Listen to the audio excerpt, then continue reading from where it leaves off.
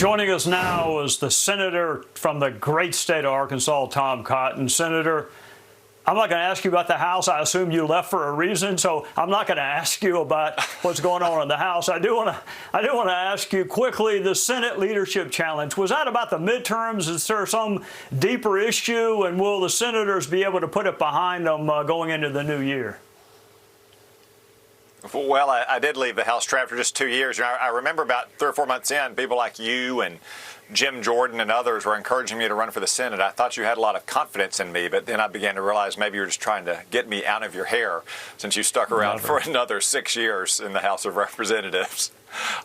Look, we had very good, frank conversations. Those were private deliberations. Obviously, the race was settled. We re-elected Mitch McConnell as our Republican leader, and a whole slate of Republican leaders in slots 2 through 6.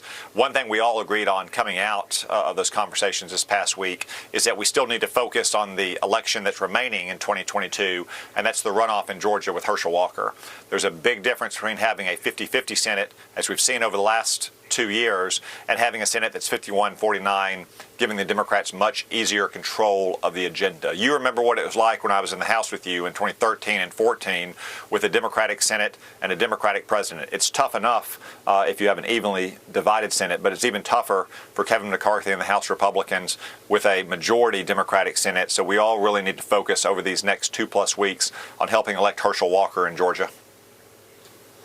All right, Senator, it looked like a tough electoral map for Republicans this time around. 2024 looks a little bit better. I mean, I know we don't want to take anything for granted, but the future looks a little bit better in 2024. Is there any chance at all the acrimony, if there is acrimony, persists, or you think the conference is unified going forward?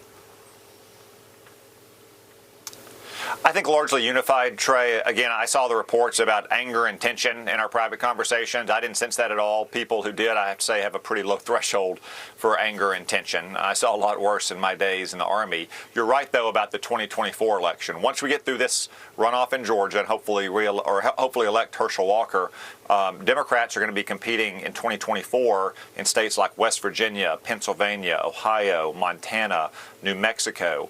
One thing that I think the new congressional Republican majority in the House should focus on, that we'll want to focus on in the Senate, is helping restore America's energy independence. All those states I just mentioned to you, in addition to having Democratic senators, also produce a lot of energy, whether it's coal or oil or natural gas. We need to begin to restore America's energy independence, which will help bring down the prices, not just for your home heating bill and filling up at the gas pump, but the prices for everything. I think that will do a lot to help Americans if we can help get the focus back on America's energy independence.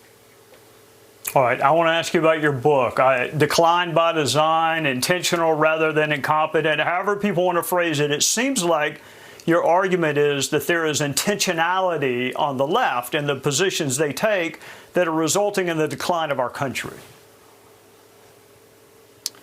Yeah, Trey, in Only the Strong, I lay out the case that going back 100 years, liberal Democrats have had a lot of doubts about especially American power. At best, they're ambivalent about American power and oftentimes are openly hostile to it. And I mean that in all of its aspects: military strength, energy independence, strong sovereign borders, a strong network of alliances around the world that give us freedom of action.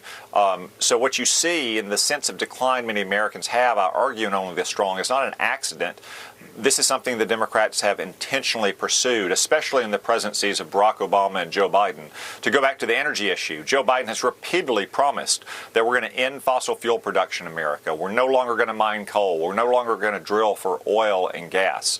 So when you're paying $3 and $4 or $5 a gallon, as people were earlier this year, for a tank of gas or a gallon of gas at the pump, that's not an accident. That's not bad luck. That's what the Democrats want to achieve. When you see our military falling below, say, 3% of the total economy of America, barely half of what it was at the end of the Reagan buildup. Again, that's not an accident. That's a choice that the Democrats have made for decades because they are at best ambivalent about American power here at home and our role in the world. Tom Cotton, prolific author and a conservative who went to Harvard, so I'm sure that Senate meeting did not hurt your feelings at all because you've been through a lot tougher things than a lunch in the Senate rotunda. Tom Cotton from the great state of Arkansas, thank you for being here.